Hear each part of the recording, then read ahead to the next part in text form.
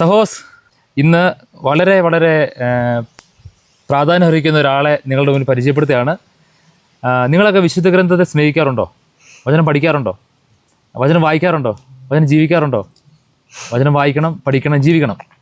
ഇന്ന് എൻ്റെ യാത്രയിൽ ഞാൻ കണ്ടുമുട്ടിയ ഒരു സഹോദരി നിങ്ങൾക്ക് പരിചയപ്പെടുത്തുകയാണ്. ഇടുക്കിയിൽ ജോസ്ഗിരി എന്ന സ്ഥലത്ത് ആ ജോസ്ഗിരി ഇടവകയിൽപ്പെട്ട ഡെയ്സമ്മ ചേച്ചി. ചേച്ചി നമസ്കാരം. നമസ്കാരം. വിശ്വസിച്ചിരിക്കട്ടെ. നിങ്ങൾ വിചാരിക്കും ഞങ്ങളൊരു കാട്ടിലാണ് ഇരിക്കുന്നതെന്ന് നിങ്ങൾ വിചാരിക്കും. ഇതൊരു ചെറിയ കാടല്ല, ഒരു ചെറിയൊരു സ്ഥലമാണ്. ഇതിൻ്റെ പ്രത്യേകത ഞാൻ പറഞ്ഞു, നിങ്ങൾ വചനത്തിനെ സ്നേഹിക്കണം, വചനത്തെ ധ്യാനിക്കണം. ഈ ഡെയ്സമ്മ ചേച്ചി ഈ സ്ഥലമായിട്ട് പ്രത്യേകത. കാരണം വീട്ടിലെ തിരക്കുകളൊക്കെ മാറ്റി വെച്ച് വീട്ടിലെ പണിയൊക്കെ കഴിഞ്ഞ് ശാന്തമായിട്ട് സ്വസ്ഥമായിട്ട് ചേച്ചി ഇവിടെ വരും. ഇവിടെ ഇരുന്ന് പ്രാർത്ഥിക്കും. പ്രാർത്ഥിച്ച ശേഷം ഈ ചെറിയ വചനങ്ങൾ റെക്കോർഡ് ചെയ്തിട്ട് അത് യൂട്യൂബിൽ അപ്ലോഡ് ചെയ്യും അല്ലേ? അപ്പൊ അതിനുവേണ്ടി ചേച്ചി തിരഞ്ഞെടുക്കുന്ന ശാന്തമായ ഒരു സ്ഥലമാണിത്. അപ്പൊ ആ സ്ഥലത്ത് നിന്നുകൊണ്ട് തന്നെയാണ് ഞങ്ങൾ സംസാരിക്കുന്നത് കുറച്ചു നേരം. അപ്പൊ ചേച്ചി കുറച്ചു നേരം വചനത്തെ കുറിച്ച് സംസാരിക്കുകയാണ്. ചേച്ചിയുടെ കയ്യിലുള്ള ഈ വചനം എനിക്ക് തോന്നുന്നു ദിവസം ആരംഭിക്കുന്നതും അവസാനിക്കുന്നതും എല്ലാം ഈ വചനത്തിലാണ്. കണ്ടോ, പറയുമ്പോൾ തന്നെ ചേച്ചി എത്ര തീക്ഷ്ണതയിലാണ് സംസാരിക്കുന്നത്. ചേച്ചി, എന്താണ് ഈ വചനം, എങ്ങനെയാണ് ഇങ്ങനെ ഇത്ര വചനത്തിന് ജീവിതത്തിൽ സ്വീകരിക്കാൻ തുടങ്ങിയത്? അതുപോലെ തന്നെ വചനത്തിന് വേണ്ടി ജീവിതം കൊടുക്കണമെന്നും ഈശോ സ്നേഹിക്കണമെന്നും ഒക്കെ ആഗ്രഹം തുടങ്ങിയത് എന്നാണ്? എങ്ങനെയാണ് അത് തുടങ്ങിയതെന്ന് പറഞ്ഞു കഴിഞ്ഞാൽ, എൻ്റെ അനിയത്തിക്കുട്ടി ഒരു ഹാർട്ട് പേഷ്യൻ്റ് ആണ്. 2 ഓപ്പറേഷൻ കഴിഞ്ഞിട്ടുണ്ട് അവൾക്ക്. അപ്പോൾ ഞാൻ രണ്ടാമത്തെ ഓപ്പറേഷൻ ബൈപ്പാസ് കഴിഞ്ഞപ്പോൾ ഞാൻ പറഞ്ഞു, നിന്നെ ഞാനൊരു ധ്യാനത്തിന് കൊണ്ടുപോകാം, നമുക്ക് ചിറ്റൂരൊരു. ആദ്യം എൻ്റെ മൂത്ത മകനാണ് ആ ധ്യാനത്തിന് പോയത്. അതിനുശേഷം ഞാനും അവളും കൂടെ ധ്യാനത്തിന് പോയി. 5 ദിവസത്തെ ധ്യാനമായിരുന്നു. ആ ധ്യാനം വന്നു കഴിഞ്ഞപ്പോൾ മുതൽ എന്നിൽ ഒത്തിരി മാറ്റം, പ്രകടമായ ഒരു മാറ്റം. എനിക്ക് ഈശോയെ സ്നേഹിക്കണമെന്നും ഈശോയിലൂടെ ജീവിക്കണമെന്നും തോന്നി. ഞാൻ കുറേശ്ശെയായിട്ട് ഈ വചനങ്ങൾ ഞാൻ നോക്കാനും വായിക്കാനും തുടങ്ങി.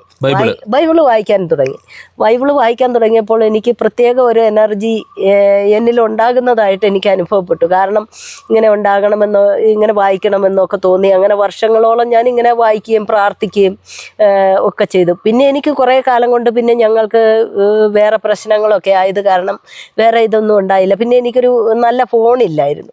അങ്ങനെ വന്നു കഴിഞ്ഞപ്പോൾ എനിക്ക് 1 വർഷത്തിന് മുന്നേ എൻ്റെ ചേട്ടൻ എനിക്കൊരു ഫോൺ മേടിച്ചു തന്നു. അപ്പോൾ ആ ഫോൺ മേടിച്ചു കഴിഞ്ഞപ്പോൾ ഇതിലെ എല്ലാ കാര്യങ്ങളും മക്കൾ എനിക്ക് ചെയ്തു തന്നു. അപ്പോൾ ഞാൻ പറഞ്ഞു, മകനെ എനിക്കൊരു യൂട്യൂബ് എടുത്തിട്ട് തരണം എന്ന് പറഞ്ഞു. അങ്ങനെ എൻ്റെ മോനും മോളും ഒക്കെ സഹകരിച്ച് അവർ യൂട്യൂബ് എടുത്ത് തന്ന്.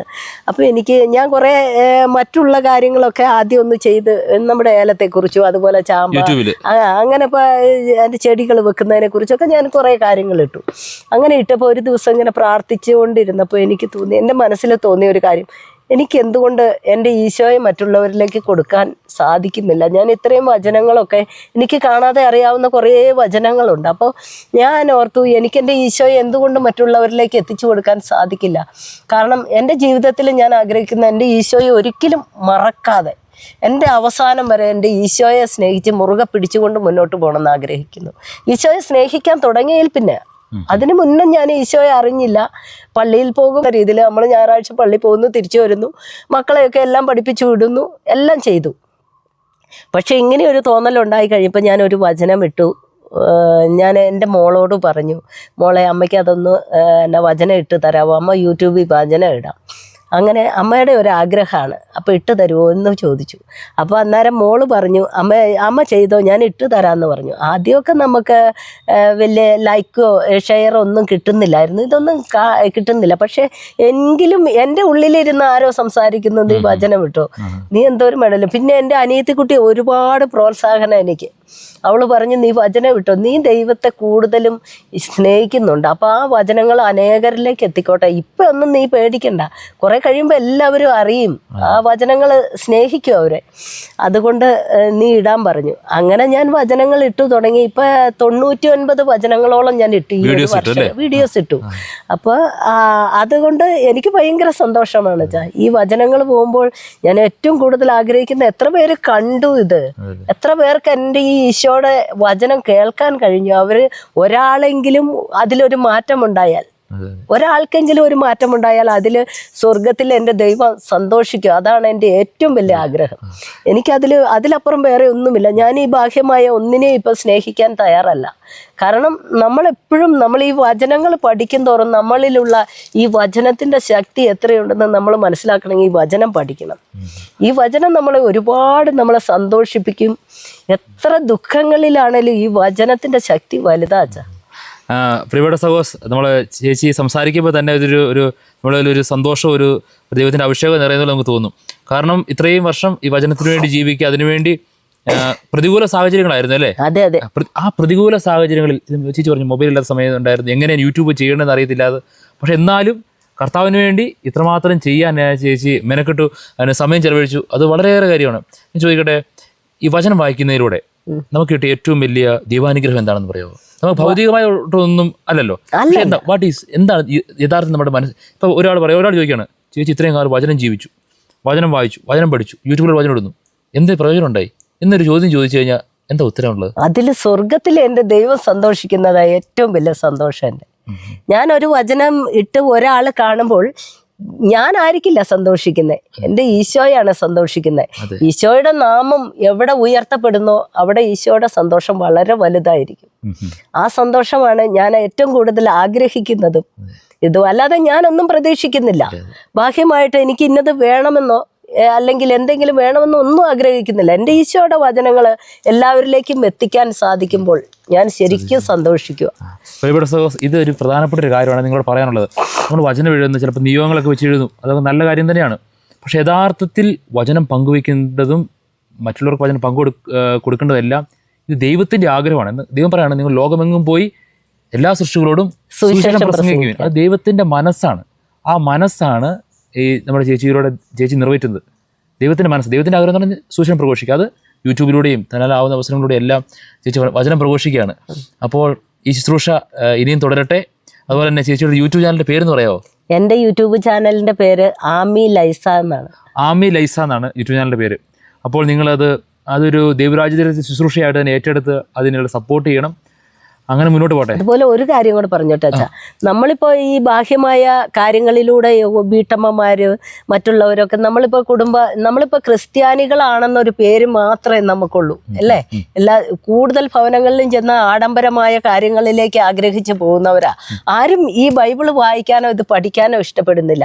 എൻ്റെ ഒരു ആഗ്രഹം, ഇനിയുള്ള തലമുറയെങ്കിലും നമ്മൾ ഈ വചനം പഠിപ്പിച്ച് ഈ വചനത്തെ സ്നേഹിക്കാൻ പഠിപ്പിക്കുന്നവരായി നമ്മുടെ മക്കളെ വളർത്തണം. എനിക്ക് സാധിക്കാതെ പോയത് അതാണ്. പക്ഷെ ഇന്ന് ഞാൻ എൻ്റെ ഈശോയെ സ്നേഹിക്കാൻ തുടങ്ങിയപ്പോൾ അതിനെക്കുറിച്ച് ഞാൻ ഒരുപാട് ഓർക്കുന്നുണ്ട്. അതുപോലെ ഇനിയുള്ള കാലമെങ്കിലും നമ്മൾ ഈ വചനത്തിന് വേണ്ടി ജീവിക്കണം. അപ്പോൾ അല്ലാതെ ഇന്നത്തെ കാലഘട്ടത്തിൽ പ്രത്യേകിച്ച് മാതാപിതാക്കളോട് ഒരു സന്ദേശമാണ്, മക്കൾക്ക് വചനം കൊടുക്കുക, എല്ലാം കൊടുക്കുക, പക്ഷെ ബാക്കിയെല്ലാം തമ്പുരാൻ കൂട്ടിച്ചേർത്ത് കൊടുക്കും. അതൊരു വലിയൊരു സന്തോഷമായിട്ട് പ്രിയപ്പെട്ട മാതാപിതാക്കളെ, നിങ്ങളുടെ മക്കള് ദൈവാനുഗ്രഹത്തിൽ വളരണമെങ്കിൽ, ഈശോയെ കൂടുതൽ സ്നേഹിക്കണമെങ്കിൽ, ഒത്തിരി നന്മയുള്ളവർ സ്നേഹമുള്ളവർ മാറണമെങ്കിൽ ഈ ഒരു സന്ദേശം എടുക്കുക കേട്ടോ. മക്കൾക്ക് ദൈവത്തിന് വചനം കൊടുക്കുക. അതുകൊണ്ട് ഞാൻ കുറച്ച് സമയം ഞങ്ങൾ സംസാരിക്കാറുണ്ട്. ഇപ്പോൾ നമുക്ക് വീഡിയോ എടുത്തു തരുന്നത് ചേച്ചിയുടെ മരുമോളാണ്. മോള് തന്നെയാണ്. അപ്പോഴാണ് സഹായിക്കുന്നത്. എനിക്ക് വളരെ സപ്പോർട്ടാണ് എല്ലാ കാര്യങ്ങളും. അപ്പൊ അങ്ങനെയുള്ള സപ്പോർട്ട് അവളാണെങ്കിലും അവള് വന്നിട്ടാണെങ്കിലും അവള് ഇപ്പോൾ ഞാൻ പഠിക്കുന്ന പോലെ തന്നെ അവള് വചനങ്ങൾ പഠിക്കുന്നു. അതിനുവേണ്ടി അവർക്കും കൂടിയാണ് എൻ്റെ പ്രാർത്ഥന. എൻ്റെ പ്രാർത്ഥനയിൽ ഞാൻ ഈ വചനങ്ങൾ ഏറ്റുപറഞ്ഞുകൊണ്ട് രാവിലെ ആണെങ്കിലും പ്രഭാതത്തിലാണെങ്കിലും യെശയ്യാ 33:2 വാക്യം, കർത്താവേ ഞങ്ങളോട് കരുണയുണ്ടാകണമേ, ഞങ്ങൾ അങ്ങേക്ക് വേണ്ടി കാത്തിരിക്കുന്നു, ഓരോ പ്രഭാതത്തിലും ഞങ്ങളുടെ കരവും കഷ്ടതയുടെ കാലത്ത് ഞങ്ങളുടെ രക്ഷയുമായിരിക്കണമേ. ഈ വചനങ്ങളൊക്കെ നമ്മളൊന്ന് ഏറ്റുപറഞ്ഞ് പ്രാർത്ഥിച്ചു നോക്കണം. നമുക്ക് എത്രമാത്രം ആ ദിവസത്തിലെ എനർജിയും ശക്തിയും എല്ലാം. അതുപോലെ സങ്കീർത്തനം 90:14 വാക്യമുണ്ട്, പ്രഭാതത്തിൽ അങ്ങയുടെ കാരുണ്യം കൊണ്ട് ഞങ്ങളെ സംതൃപ്തരാക്കണമേ, ഞങ്ങളുടെ ആയുഷ്കാലം മുഴുവൻ ഞങ്ങൾ സന്തോഷിച്ചുല്ലസിക്കട്ടെ. ആ സന്തോഷമാണ് നമുക്ക് വേണ്ടത്. ദൈവത്തിൻ്റെ ആ സന്തോഷം അനുഭവിക്കാൻ കഴിയുമ്പോൾ നമുക്ക് ഒന്നിനോടും ഒരു പരാതിയില്ല. എനിക്കിപ്പോൾ വീടില്ല, അതിനെനിക്കൊരു പരാതിയില്ല. കാരണം ഈശോ എൻ്റെ കൂടെ ഉള്ളപ്പോൾ നമുക്കൊന്നിനും കുറവില്ല. ആ 23-ാം സങ്കീർത്തനം ഒന്ന് വായിച്ചു നോക്കിയാൽ നമുക്കറിയാം, കർത്താവാണ് എൻ്റെ ഇടയൻ, എനിക്കൊന്നിനും കുറവുണ്ടാകുകയില്ല. പച്ചയായ പുൽത്തകിടിയിൽ എനിക്ക് വിശ്രമം അരുളുന്നു, പ്രശാന്തമായ ജലാശയത്തിലേക്ക് എന്നെ നയിക്കുന്നു, എനിക്ക് ഉന്മേഷം നൽകുന്നു. മരണത്തിൻ്റെ നിഴൽ വീണ താഴ്വരയിലൂടെയാണ് ഞാൻ നടക്കുന്നതെങ്കിലും അവിടുന്ന് കൂടെയുള്ളതിനാൽ ഞാൻ ഭയപ്പെടുകയില്ല. അങ്ങയുടെ ഊന്നുവടിയും ദണ്ടും എനിക്ക് ഉറപ്പേകുന്നു. എൻ്റെ ശത്രുക്കളുടെ മുമ്പിൽ അവിടുന്ന് എനിക്ക് വിരുന്നൊരുക്കുന്നു. എൻ്റെ ശിരസ് തൈലം കൊണ്ട് അഭിഷേകം ചെയ്യുന്നു, എൻ്റെ പാനപാത്രം കവിഞ്ഞൊഴുകുന്നു. അവിടുത്തെ നന്മയും കരുണയും ജീവിതകാലം മുഴുവൻ എന്നെ അനുഗമിക്കും. ഈ പ്രാർത്ഥന പ്രഭാതത്തിൽ ഒരു കുടുംബത്തിൽ ഒരാളൊന്ന് പ്രാർത്ഥിച്ചു നോക്കുക, അതിൻ്റെ ആ ശക്തി നമുക്ക് മനസ്സിലാകും. പ്രിയപ്പെട്ട സഹോദരി, ഒത്തിരി സംസാരിക്കാറുണ്ട്, ഒത്തിരി വചനം ചേച്ചിക്ക് അറിയാം. ആ വചനമാണ് നമ്മളെ മുന്നോട്ട് നയിക്കുന്ന ശക്തി. അതുകൊണ്ട് പ്രശ്നങ്ങളിലും പ്രതിസന്ധികളിലും വിഷമങ്ങളിലും ദുരിതങ്ങളിലും കഷ്ടപ്പാടുകളിലും നമ്മളാരും തളർന്നു പോകരുത്. ദൈവത്തിൻ്റെ വചനത്തിൽ ആശ്രയിച്ച് മുന്നോട്ട് പോവുക. അപ്പോൾ ഇത്രയും വചനത്തെ ധ്യാനിക്കുന്ന, വചനത്തെ ഉപാസിക്കുന്ന ഇവിടെ വരാൻ പറ്റിയ സന്തോഷം. ഇനിയും വേറൊരു സമയത്ത് നമ്മൾ സംസാരിക്കും, കുറച്ച് സമയം കൂടി. അപ്പോൾ ഇന്നത്തെ പ്രാർത്ഥന, ഇന്നത്തെ ഈ കാര്യങ്ങൾ ഒരു പ്രാർത്ഥനയോട് അവസാനിപ്പിക്കുക. ചേച്ചി ഒരു അല്പസമയം ഒന്ന് പ്രാർത്ഥിച്ച് സമർപ്പിക്കുന്നു. എൻ്റെ ഇടവക സമൂഹത്തെയും ഞാൻ സമർപ്പിക്കുന്നു. ഈശോയെ, കരുണയായിരിക്കണമേ. എല്ലാവിധമായ പ്രതിസന്ധികളിലും പ്രശ്നങ്ങളിലും കർത്താവിൻ്റെ വചനങ്ങൾ ശക്തി നൽകുവാൻ, ഒരു മാതൃകയായി ഈശോയുടെ വചനം ഈ ലോകത്തിൽ ഉയർത്തിപ്പിടിക്കുവാൻ കർത്താവെ, അങ്ങ് എന്നെയും എൻ്റെ കുടുംബാംഗങ്ങളെയും അനുഗ്രഹിക്കണമേ. അതുപോലെ എൻ്റെ ഇടവക സമൂഹത്തെയും ഇടവക വികാരിയും എല്ലാം ഞാൻ ഈശോയ്ക്ക് സമർപ്പിക്കുന്നു. ഈശോയെ, അവിടുന്ന് അനുഗ്രഹിക്കണമേ. പിതാവിൻ്റെയും പുത്രൻ്റെയും പരിശുദ്ധാത്മാവിന്റെ നാമത്തിൽ ആമേൻ. ഈശോ മിശിഹായ്ക്ക് സ്തുതിയായിരിക്കും.